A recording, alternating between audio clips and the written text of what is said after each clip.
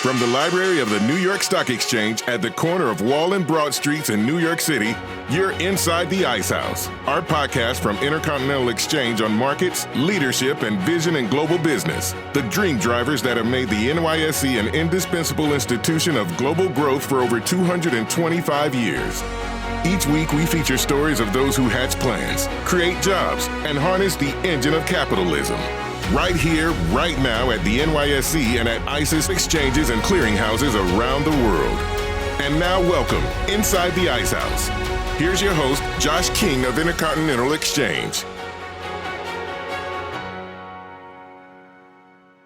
Eventually, all things merge into one, and a river runs through it. The river was cut by the world's great flood and runs over rocks from the basement of time. On some of the rocks are timeless raindrops. Under the rocks are the words, and some of the words are theirs. Those are the words from one of my favorite books, A River Runs Through It, and Other Stories by Norman Maclean, made, of course, into the classic 1992 movie starring Craig Sheffer, Brad Pitt, and Tom Skerritt, directed by the great Robert Redford. And here's another word to ponder, transfluent. Look it up in the dictionary. Webster's defines it as flowing or running across or through, as in a transfluent stream. Apply that to an organization. To be successfully embraced across an organization, it has to run through it like a river. Things like building trust, like operating transparently, like a common set of core values, like having meaning and purpose when you come to work. Put it all together, a leader and a company might have what you could call transfluence. Our guest today, Walt Rakowich, knows a thing or two about building trust among a team. He took over as CEO of Prologis, that's NYSE ticker symbol PLD, during the height of the global economic collapse of 2008. You can look at that symbol today. The share price is just over $100 a share, but back then, the stock had dipped from around $70 a share to around $2, just that over the course of 10 months. That wasn't a river, that was a waterfall. But after joining Prologis as CEO, Walt orchestrated a dramatic turnaround. His ingredients, pure, unadulterated leadership and a concerted effort to rebuild trust. Walt is now the author of Transfluence, How to Lead with Transformative Influence in Today's Climates of Change. And he joins us for a deep dive on leading in the midst of a crisis. That's right after this. Navigating dynamic markets requires a relentless pursuit of knowledge. Now, join market experts to learn with ICE Education Live. Attend live video training with practical lessons across global asset classes. On-demand modules provide base knowledge. Participants can then attend live training sessions, including group review and tests for certification. We also tailor training for your needs and in-house projects. ICE Education Live courses. Continue your education today. Our guest today, Walt Rakowich, is just out with Transfluence, How to Lead with Transformative Influence in Today's Climates of Change.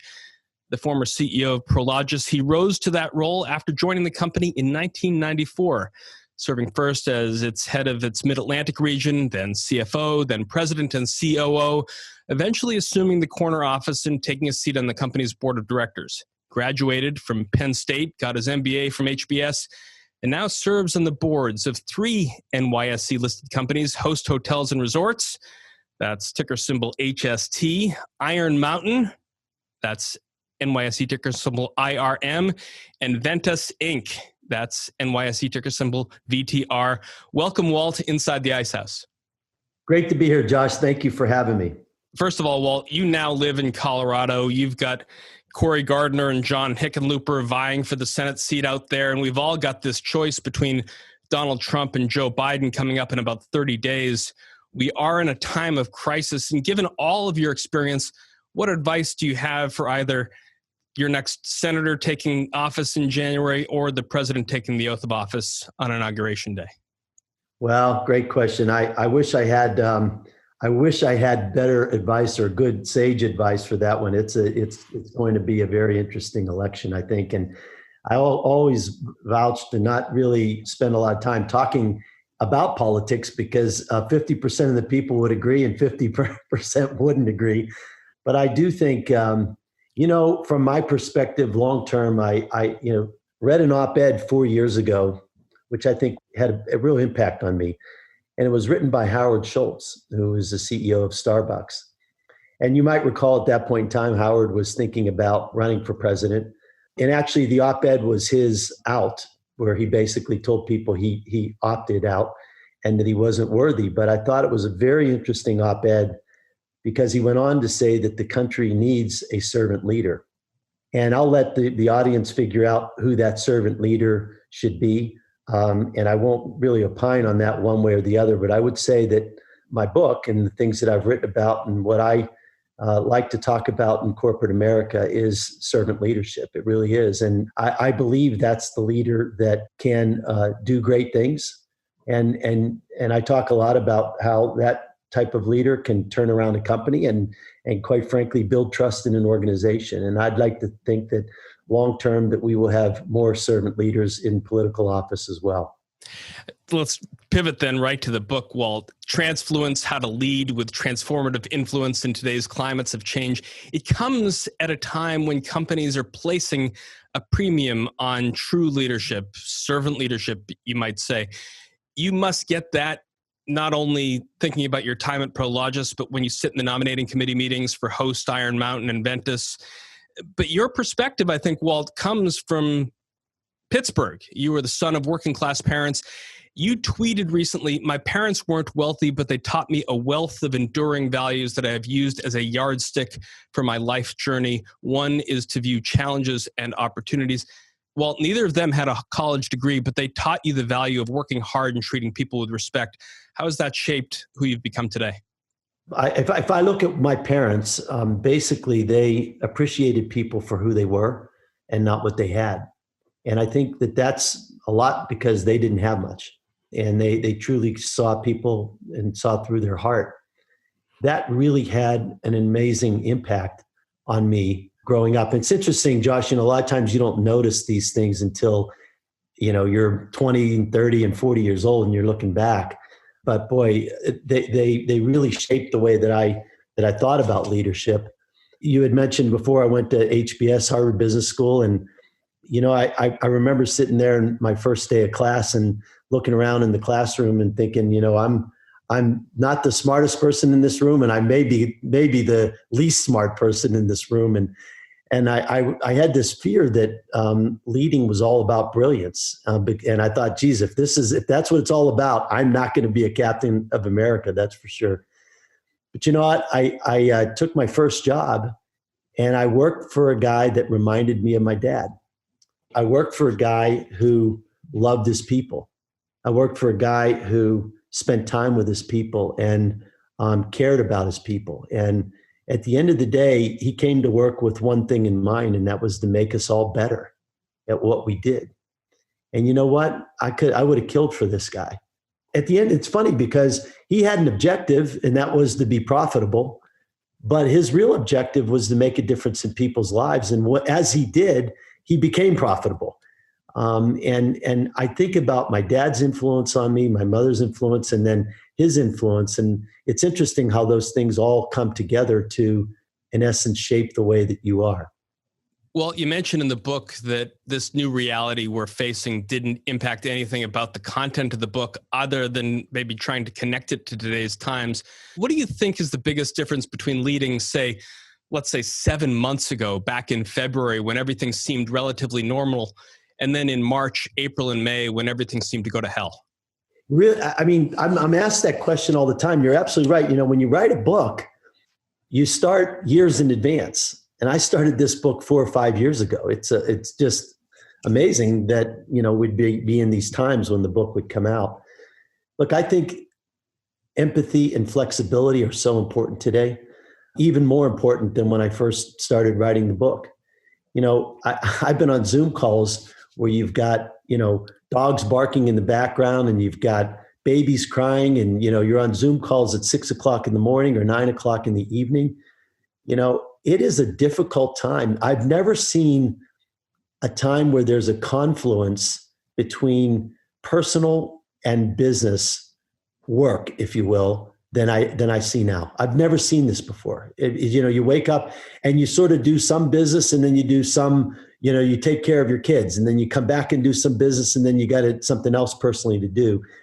And that's really hard. It's really hard. And so I talk a lot about the importance of, managing with a heart, with real humanity in the book. And I look at it now, and it's even more important. I do think leaders need to be empathetic, and they need to be flexible.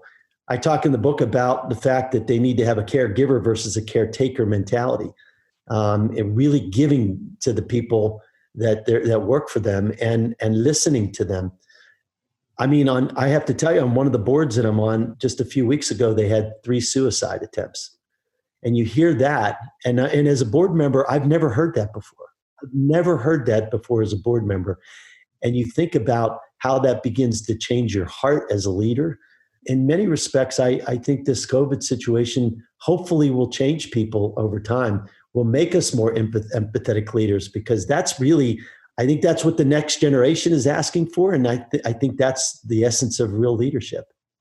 Walt, the NYSC has helped American businesses and people flourish for more than 2 centuries. I think we're up to 228 years now. I've been inspired every day down on the trading floor, watching how our community is helping others to work through and find solutions to crises. From your years of experience leading an NYSC listed company, how do you think a crisis informs the way employees watch and listen to their leader? Well, I'll tell you this. I found out that it magnifies it. When I came into the office, when I came back to Prologis in 2008, I found that people were hanging on every word that I said. And in fact, it puts a lot of pressure on you. You're like, well, I can't really make a mistake here. This is not good. But the thing that I found is that, okay, if they're going to listen to me, when you think about it, I will never have more influence in someone's life than I do right now. And I thought about that. And really we talk about the book Transfluence. You talked about a river running through it, or water running through it. And in many respects, I think that Transfluence is similar, because it comes from the heart of a leader. It flows from the heart of a leader. But that word Transfluence is really transformational influence. I believe that leadership is not about the destination that you're after. It's about the journey. It's about the things that happen in between. And I believe that real leadership starts with this notion of, it's not about you. It's about the transformational influence that you have in the lives of other people. That's what I believe. And sometimes we get so focused on the end game, the destination, which for me was turn around the company. And we forget about all the things in between, which is, how do I change somebody's life? That's what leadership is. It's how do I make them better at what they do? How do I lift them up? How do I empower them? And what I found, to your question, is during a difficult time, that's when people listen the most. And actually, you can have the most influence on people during times of crisis. And so I would just encourage the leaders that are listening to this today. I tell you what, I was on the line with Ed Bastian a couple of weeks ago, who's the CEO from Delta.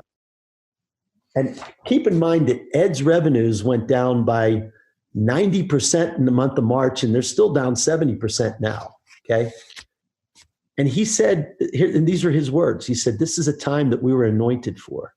He said, this is me and my management team. This is a time that's a blessing, not a burden. This is an amazing time in a chapter in my life, and what an honor and a privilege it is to be managing at a time like this. Now that is amazing. That's attitude, right? And that's a man who thinks about coming to work every day and really thinks bigger picture about why he's really there as a leader. And yeah, there's some people going through some really tough times right now. But if you come to work with that attitude as to how you can make a difference in someone's life and change their life, it's powerful. It's really powerful. We could talk about examples like Delta all day long. It just flies off of every newspaper, Harvard Business Review article you're reading these days, everyone is talking about who's stepping up, who's not.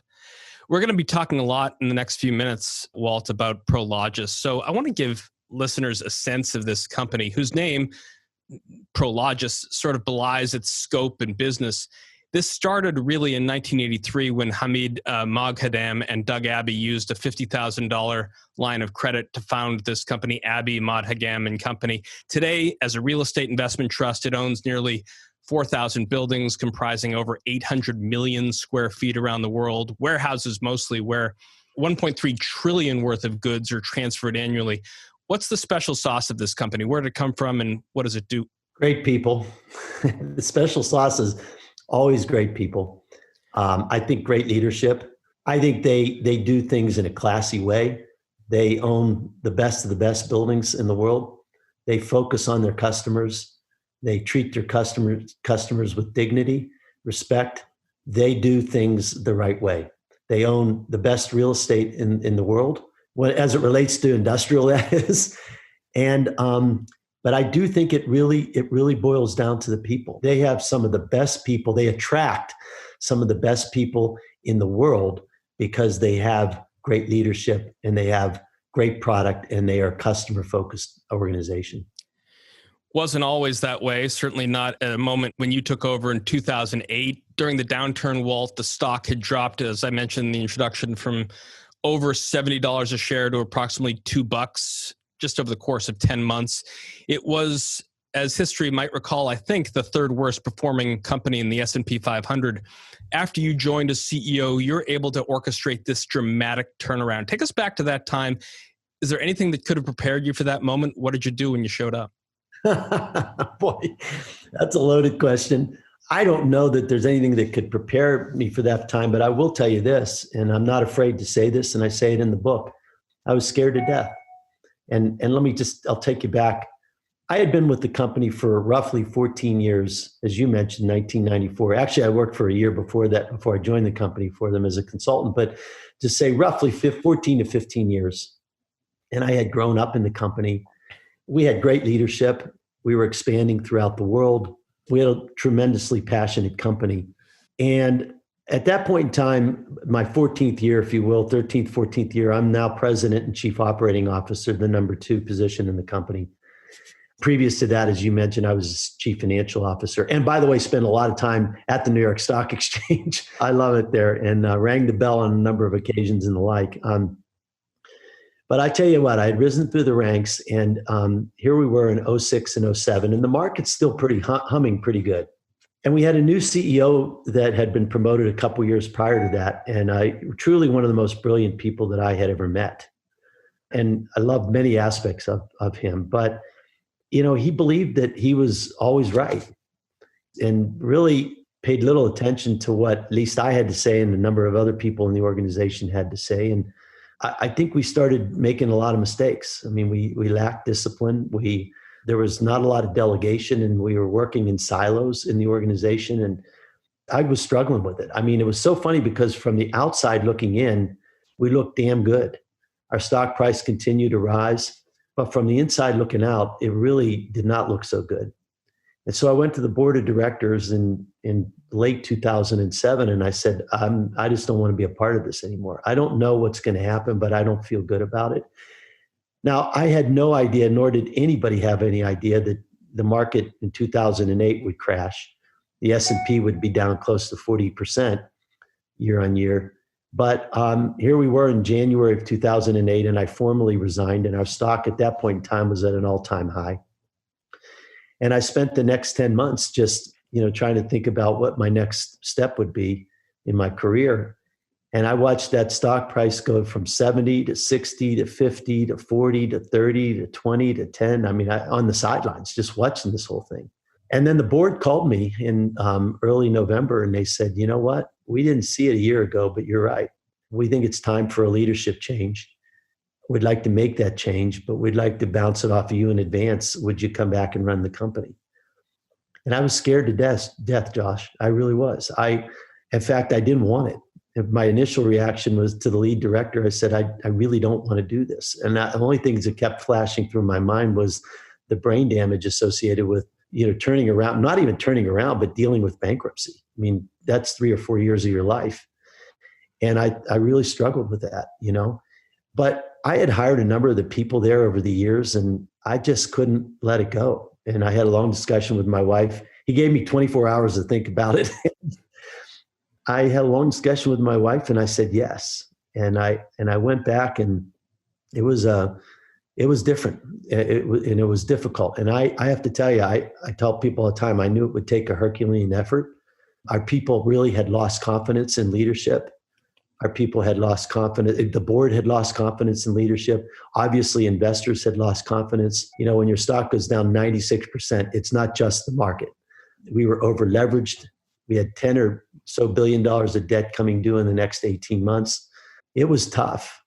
But I will tell you this, crucible moments are sometimes our best opportunities. And, we shy away from them. We don't want them. But when you look back, and I look back on this, it was the greatest opportunity I ever had to truly go to school on what leadership was all about. Because to your question, I actually didn't know. I didn't have the answers. In fact, I didn't have any answers. But I'll tell you what, man, I had one hell of a management team. And they were eager to make it happen and turn it around. And all I had to do was to figure out how to tap that management team to make it work. I learned a lot, and I didn't coin it Transfluence at the time. I didn't know what to call it. It was called Turn This Company Around. I mean, let's talk about that management team for a second, because, during your tenure as CEO, one of the things you did was made sure that everyone on the senior management team was tested, evaluated, and coached. Yep. And, I've been at a couple companies, and I know that sometimes people rail against that idea that you're going to be tested, evaluated, and coached. How did it pay off for you? Well, I'll tell you this, and I talk about this in the book a lot. I really believe that one of the ways that you can become more transparent to the outside world is to become more transparent with yourself. Unfortunately, most leaders don't do that. They think they know themselves, but they actually don't. And so I'm a big believer in coaching. I'm a big believer in 360-degree evaluations where other people tell you how you're doing. When I rejoined the company, I could see that I had the best management team in the world, and yet it was the most dysfunctional for the first X number of months. And as you can imagine, I mean, anytime you're working for a company where stock goes down like that, I mean, people take it personally. It's hard, So anyway, I hired this coach, and, he does extensive personality testing and 360-degree evaluations. And I mean, it was brutal. I mean, just how much work you had to put in. But anyway, first time I meet with him, he said, well, Walt, I've got some good news and I've got some bad news for you. I said, okay, what's the good news? He said, well, the good news is actually people like working with you. That's good. I go, well, that's good. Let's stop there. He said, let me tell you the bad news. He said, the bad news is that you were running around like a chicken with your head cut off. You fear failure. I said, yeah, I do. And he said, unfortunately, your relationships are suffering. I said, what do you mean? He said, well, your management team is telling me that they love working with you on one hand, and on the other hand, they can't even get into your office to talk to you because you're never there, or you're running around like a chicken with your head cut off. You almost look frazzled to them. And he said, the way I look at it, your empathy scores could be a heck of a lot better. And I thought, oh my God, it was like someone put a dagger in my heart. Honestly, I was bummed out. And, but the more I thought about it, the more I thought, you know what? I could have never given myself that kind of feedback. I would have never given myself that kind of score. Actually, I thought I was a people person. I always did. But the fact of the matter is that it doesn't matter if you're a people person. It's sort of, I was letting my fears get in the way of building relationships in the organization that mattered. And so, yeah, I'm a big believer in coaching. I'm a big believer, and I think it helped my management team come to grips with some of their fears and their insecurities and their anxieties. And I think it made us a better team as time went on. Talk about your empathy scores. What do you actually do as a leader to give your team hope at a time like that when Prologis has gone from one of the best performing stocks to one of the worst performing stocks? You don't lie. And, it's interesting. I know that there's a lot of leaders that are really good at standing up and raising the flag and saying, follow me, and creating that sense of hope. I will tell you that I don't think I managed that way, candidly. Don't get me wrong. I think it's important to give people some level of hope. But I think what's more important is brutal honesty and transparency. Because people, you get to a point where sometimes you can be so hopeful that people don't understand and really don't. They almost think that you're kidding, you're lying to them, and you lose that believability. So actually, what I found myself doing more is just trying to communicate and get in town hall meetings in front of employees and saying, you know what, I got to tell you something. I'm not going to tell you today that we're going to make it. I'm not going to tell you we're not going to make it. But I am going to tell you that we're working our butt off to do it. And I am going to tell you, I think we have the right direction, but the markets could prove me wrong. I just don't know. Okay. But we're spending a heck of a lot of time thinking about this and trying to do it. And I need your help. I need your help. I need your ideas. I need you to tell me if you don't think we're doing well. And one time, I've never even told this story, but one guy who was in the accounting department felt, bold enough to walk into my office one day and say, Walt, I don't think we're doing things the right way. And I sat there and we had a half an hour meeting, and I think I actually convinced him, and he left and he goes, okay, I feel better now. But, but that's important, that we iron sharpens iron. And so one person sharpens another person, and I think that through that level of brutal transparency with our employee base and amongst the management team, we were able to sort of persevere. And so how do you give your people hope? I actually think you do it through brutal honesty and transparency, and not necessarily trying to pull the wool over their head. Don't get me wrong, you got to carry the flag. You're the leader. But I think a dose of realism is not all that bad, and people really expect to hear that. Well, you retweeted Mark C. Crowley the other day. He wrote this: amazingly, it's still quite common to find organizational mission statements that emphasize maximizing shareholder value and delivering unparalleled customer service and quality, but omit any commitment to advancing the needs and well-being of their workers. Now, Walt, I've spent a lot of hours struggling to articulate a company's values, working closely to harness the vision of a CEO that I'm working with. Those words that Mark talked about, shareholder value, customer experience, and quality, they're always at the top of the list. Where should the needs of workers be on that ladder of importance on a company's values? I actually think it should be number one. And I can tell you that you might say, well, Walt, you're a hypocrite because I don't remember your mission statement saying that. But you evolve your mind over time. And the more I think about it today, the more I realize that your employees are number one. I think if you take care of your employees, you ultimately will meet the needs of your customers. And meeting the needs of your customers and maximizing shareholder value should also be there. I'm not saying they shouldn't, but I think you got to take care of your flock.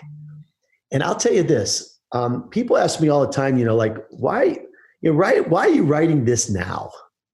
And I just want to harken back, if you don't mind.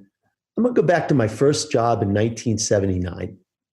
I worked for Price Waterhouse, which was an awesome organization. Don't get me wrong. PwC now.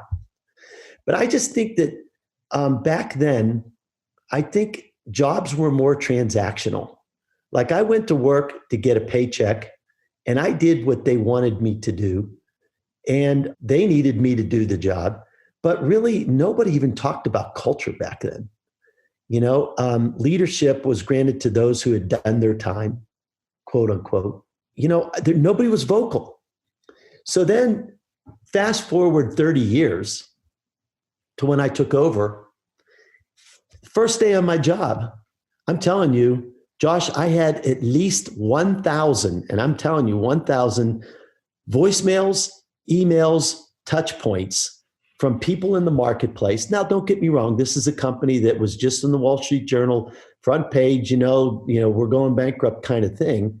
But still, I had emails, from investors, bondholders, sell side analysts, employees, rating agencies, news publications, you name it, right?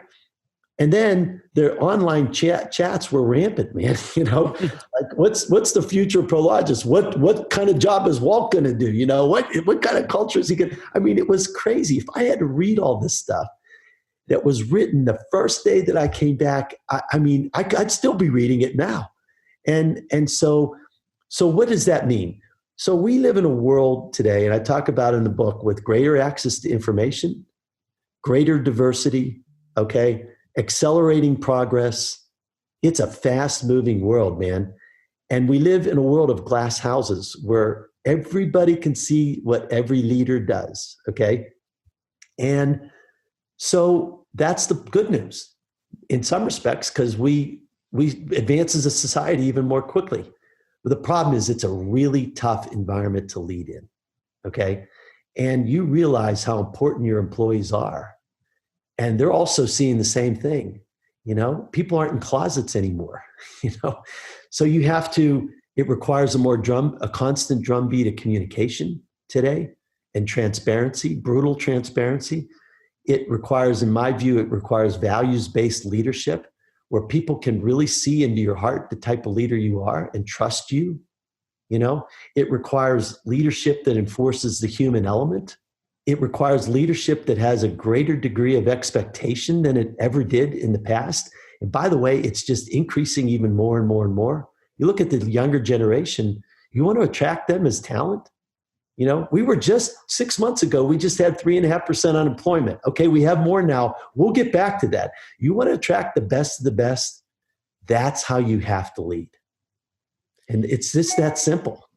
So, Walt, as we head toward our sort of midway break, let's just finish for our listeners the story of Prologis from that point of $2 a share and the years that followed. I'm curious, how did the story evolve? How did it change for you and the management team and your employees? And on a parallel path, what did you learn about your own leadership skills throughout the process? I would say this, that it took a good year till I really thought we would be able to make it. I had an inkling prior to that we were on the right track. And I heard a lot of good things from investors that, yes, you guys are on the right track, really appreciate your transparency and the like. But what I saw was a management team that started, I think, again, some of the smartest people in the world, but started dysfunctionally, and so did I, not really knowing where we were headed, and then feeling more confident as time went on because of some of the things that were happening, and the stock price started to rise more and more. We did 3 equity issuances that helped. We sold somewhere in the neighborhood of $7 billion in assets, which helped and paid down debt. And so it evolved, but it really, really took time.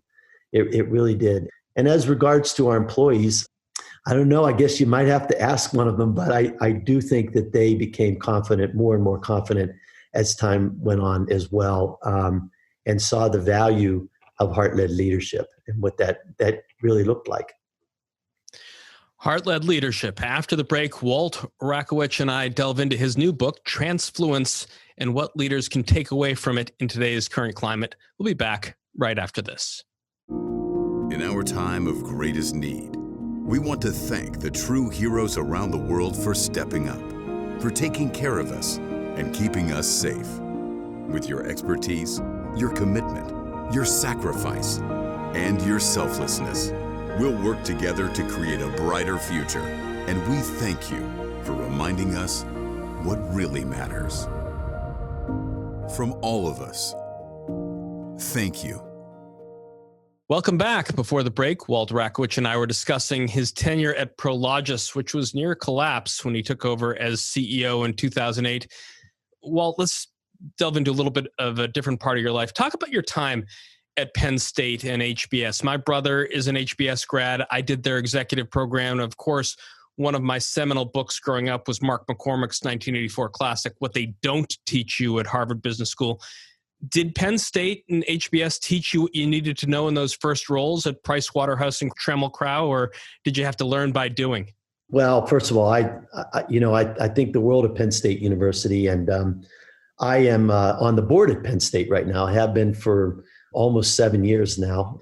It's a remarkable university, and I have nothing but great things to say. I'm very active also with the business school there, and have taught classes from time to time, and I just love giving back to the younger generation. So Penn State is near and dear to my heart. Harvard Business School was hard. I mean, Harvard Business School to me, as I started to mention to you before, I remember that first day in class just looking around and thinking, man, I may be the dumbest person in this classroom. This is not good. I tell you what it did. I used to say, this is way back when, I used to say it's like playing tennis. And at that point in time, John McEnroe was a tennis star. And I said, it's like playing tennis with your best friend versus playing tennis with John McEnroe. Which one do you think is going to make you a better tennis player? What HBS did for me is it raised my expectation as to, I went from being very nervous about my abilities to get along and my lack of brilliance to a person that realized that over time I could survive and I could thrive. HBS honed my leadership, I think, skills more than anything. And I think it prepared me a little bit more for not the entrepreneurial part of real estate, but the managerial part of real estate, which happened more when I became a chief financial officer, chief operating officer, and CEO of Prologis. You mentioned real estate, Walt. I'd be remiss if I didn't ask your take on the state of the commercial real estate industry and the sector right now at a time when I think the Wall Street Journal reported this week only about 1 in 10 people are in their offices in Manhattan, me being one of those 10 people today. What's going on?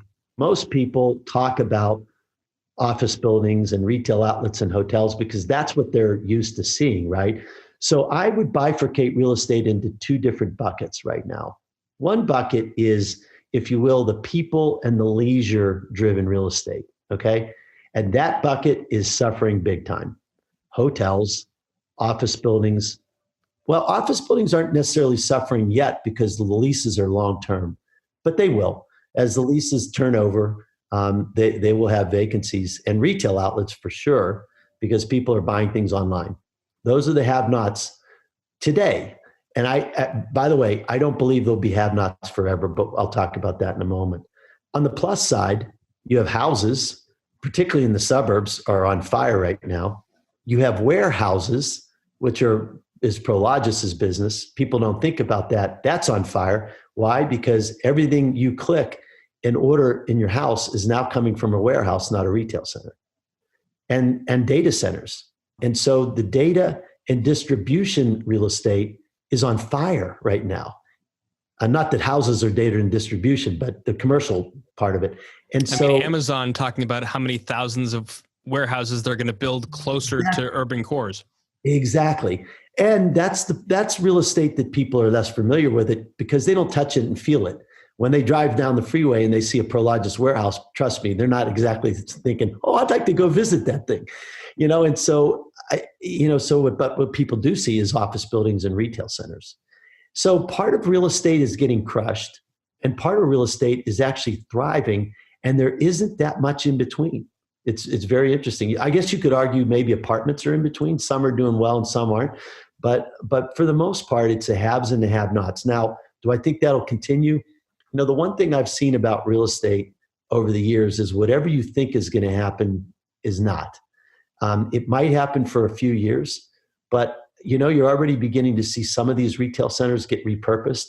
And I do think that once, we find a vaccine, people will begin to shop outside again, or at retail centers. I think people will float back into offices.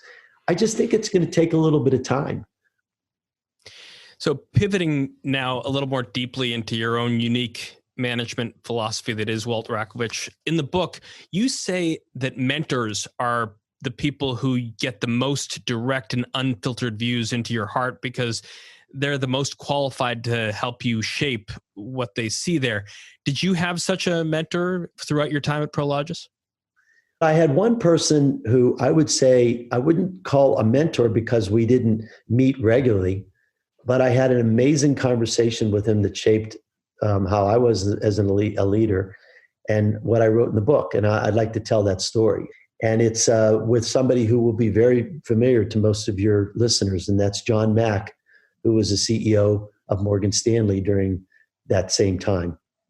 So we were a pretty good client of John's. And I had an investment banker friend of mine, Guy Metcalf, who called me up and said, "Hey, Walt, would you like to spend, obviously you guys the market believes you're going bankrupt. Otherwise your stock wouldn't be trading at $2 a share. And keep in mind that people thought Goldman Sachs and Morgan Stanley were going to go bankrupt, right?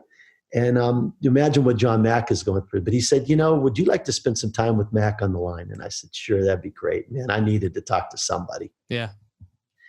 And Matt got on the line with me, and he said, "I said, John, look, I hear all these rumors. You don't need to address anything that is out in the marketplace about you guys, your stock, TARP, you name it." I said, "I just want to know how you're managing your people." And he sat back and he said, "You know what, Walt? I manage my people on the basis of 3 H's, 3 words that I think are impactful leadership that all start with an H." Now he had me intrigued. I said, "Okay, you got to tell me about this." And he said, "I will." He said, "The first is humility." He said, "The leaders that I like to hire are humble, and they don't think too much of themselves." He said, "The second thing is honesty. Brutal honesty is what we need in leadership today." And he said, "The last thing is the banker these days has to run a company with a sense of humor." I thought a lot about those 3 words.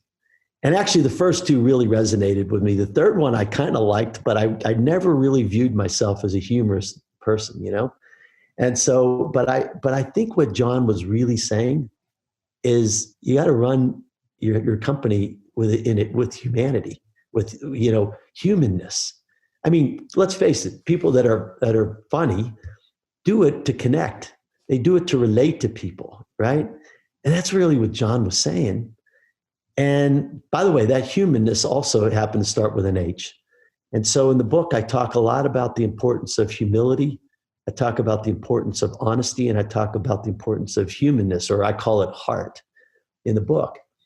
And what a mentor, just the short time that he spent with me, it really changed the way I thought about things.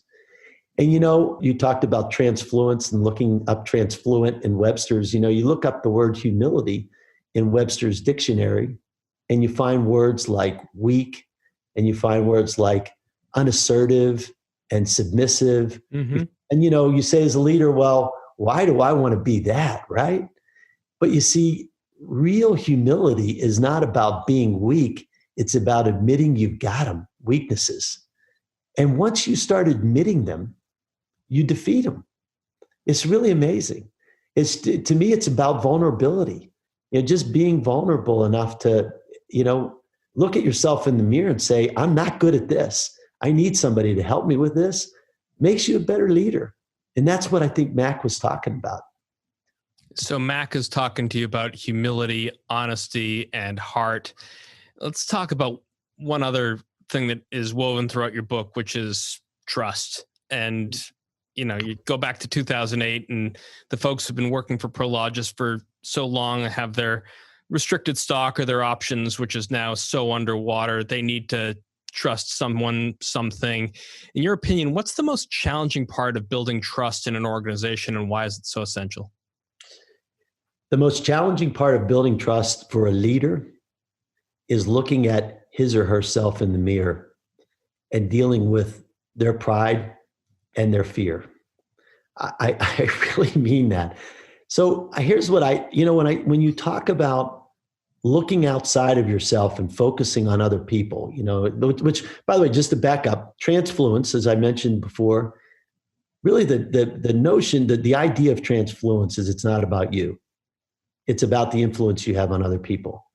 Well, The only way you can get there is to deal with your own pride and fear, because pride and fear as a leader really forces you to look too much at yourself. To me, and I talk a lot about this in the book, but I think authentic pride can be good. Don't get me wrong. Like, I have pride in my children. I got pride in in Prologis.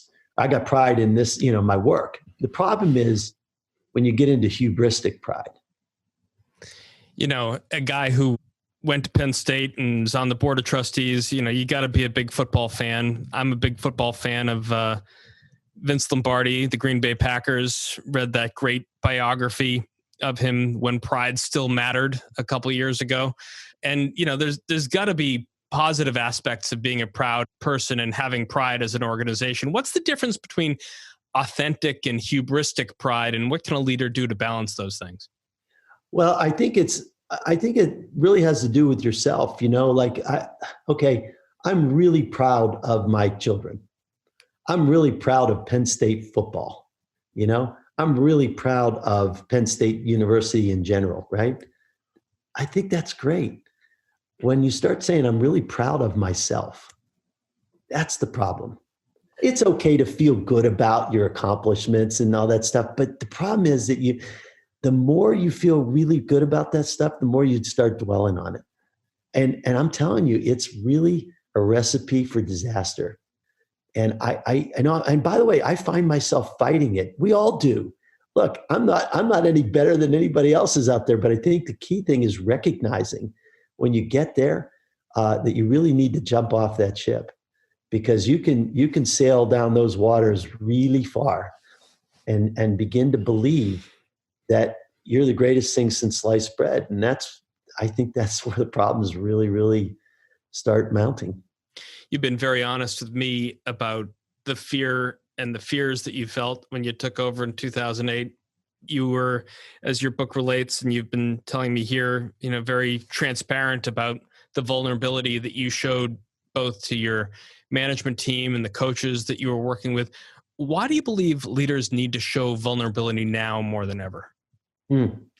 Well, I think leaders should have shown vulnerability a long time ago too, but it's because it's the most human and most difficult thing you can do. If you want to create trust, do something where somebody else just can't believe that you're doing it. Like, I just can't believe Walt just said that about himself. That starts with vulnerability. I'm going to tell you a quick story that happened to me that's also in the book, but really changed my life in terms of thinking about vulnerability.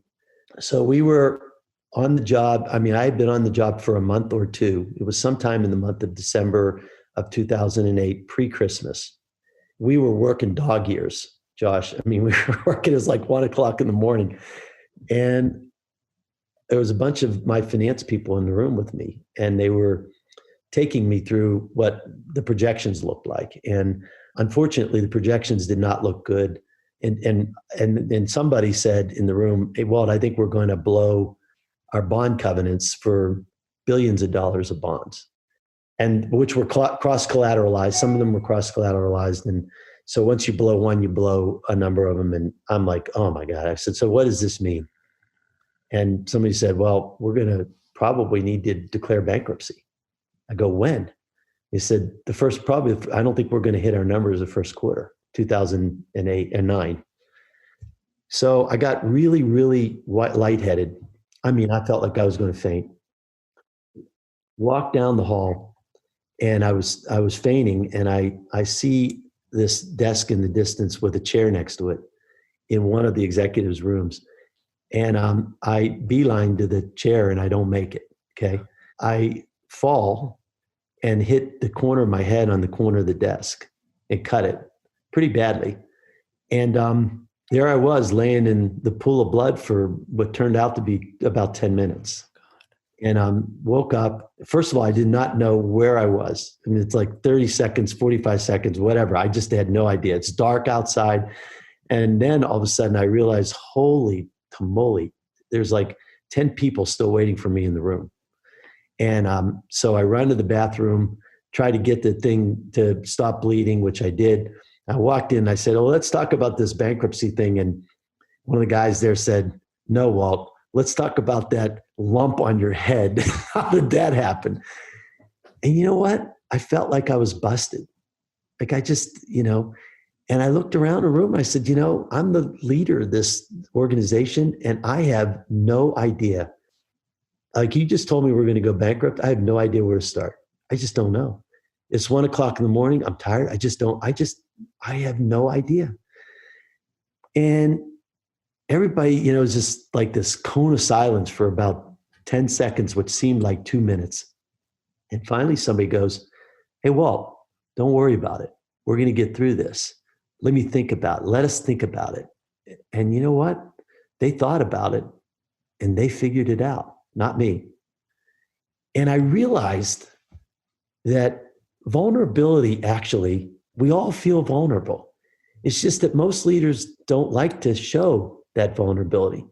But in some cases, not all, but in some cases, it's actually very powerful because it is the most amazing manifestation of honesty that one can ever demonstrate because it's really, really hard. And so they came up with the answers. We never had to declare bankruptcy. I don't know how we got through the first and second and third quarters. I really don't.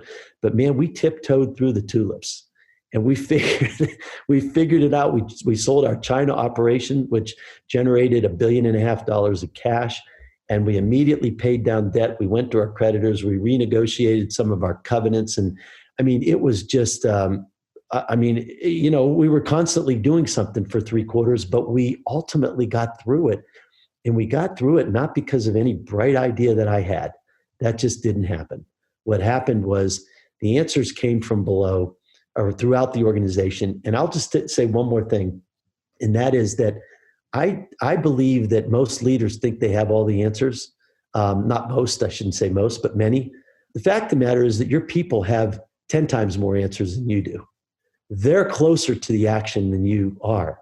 And your job is to empower them, lift them up, let them feel comfortable coming to you with solutions, giving them credit, recognizing them. That's what leaders do. You don't need to have all the answers. The best CEOs are great listeners. Leaving that ugly scene of that pool of blood on the floor and the threat of imminent bankruptcy, pivoting now to this modern leadership environment that you write about, it exists at the convergence of 3 distinct and dynamic climates, which you describe as access, diversity, and acceleration. What does it take to lead now in these 3 climates? Well, I do think, I described earlier in this conversation that it is crazy being a leader today. And I would sum all of that up by saying that, again, we live in glass houses. There is nothing you're going to do as a leader that you're not going to keep from people. And so, if you're going to operate in this transparent world, you better be more transparent.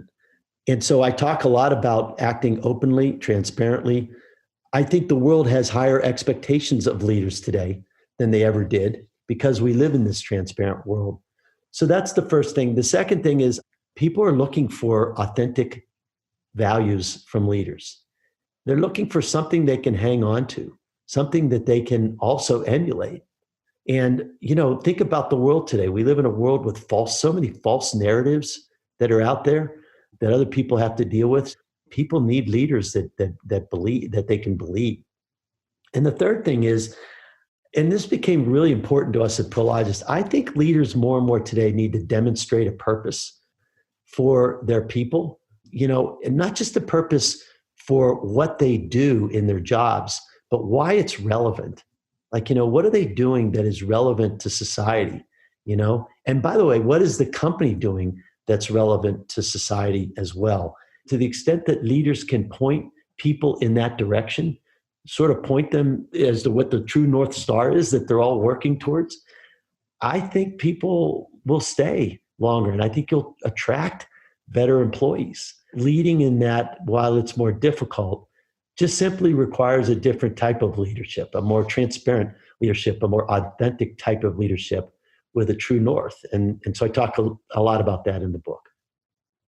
Well, let's end on a letter that you wrote a few days ago to a man named Bob Buford. And, the strange thing is Bob is a man who died over 2 years ago at the age of 78. Tell me about Bob and what you put in that letter. So Bob Buford built and sold a very successful cable company and was very fortunate enough, blessed enough to retire. And he reached a point in his career, which he later called halftime, where he could have doubled down and recreated what he created and in essence doubled and tripled his net worth, or he could have given back. And he decided that he would devote the second half of his life to giving back. And he wrote a book called Halftime. And the tagline underneath of Halftime was taking your career from success to significance. I read that book when I was a chief financial officer at Prologis. And actually, Bob started something then called the Halftime Institute. I read that book when I was chief financial officer at Prologis, and I thought to myself, you know what? If I was ever at a stopping point, a stop-off point in my career where I felt good about it, I was going to devote the rest of my life to giving back. Well, I hit that point whenever I was at Prologis for about 4 years as CEO.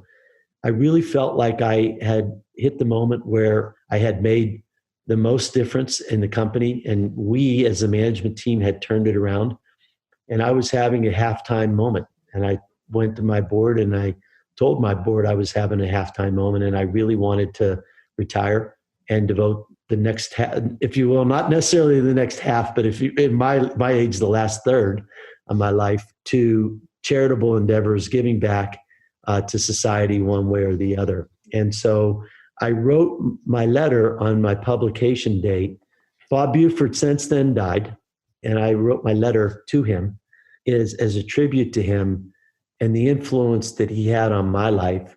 And in the letter, I wrote that, number one, I appreciated how influential he was in my life. And number two, I didn't see that influence stopping with the publication of this book, that I wanted to be influential until the day I died.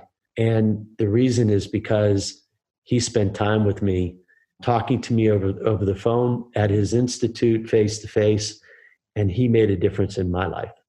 So yeah, that's why I wrote the letter, and it was very meaningful to me to do it on the date that I published my first book. Well, I started this conversation quoting from Norman MacLean's book, A River Runs Through It. Let me quote from your letter to Bob as a way of thanking you for joining us today. You write, "I never feel like I'm done. That can be a bad thing if it means I'm failing to find satisfaction or contentment in my work. Most of the time, however, it keeps me thinking about the horizon, the next thing in my journey to be influential. The day I feel like I'm done is the day I feel like I can no longer make a positive impact. I can't very well challenge others to have a transformative influence if I'm not actively working to do that myself." Well, thanks so much for joining us today. Thank you, Josh. My pleasure. And that's our conversation for this week. Our guest was Walt Rakowich, the author of Transfluence and the former CEO of Prologis. If you like what you heard, please rate us on iTunes so other folks know where to find us. And if you've got a comment or a question you'd like one of our experts to tackle on a future show, email us at icehouse@theice.com or tweet at us at IceHousePodcast. Our show is produced by Kearney Ferguson with production assistance from Ken Abel and Ian Wolfe. I'm Josh King, your host, signing off from the Library of the New York Stock Exchange. Thanks for listening. Talk to you next week. Information contained in this podcast was obtained in part from publicly available sources and not independently verified. Neither ICE nor its affiliates make any representations or warranties, express or implied, as to the accuracy or completeness of the information and do not sponsor, approve, or endorse any of the content herein, all of which is presented solely for informational and educational purposes. Nothing herein constitutes an offer to sell, a solicitation of an offer to buy any security, or a recommendation of any security or trading practice. Some portions of the preceding conversation may have been edited for the purpose of length or clarity.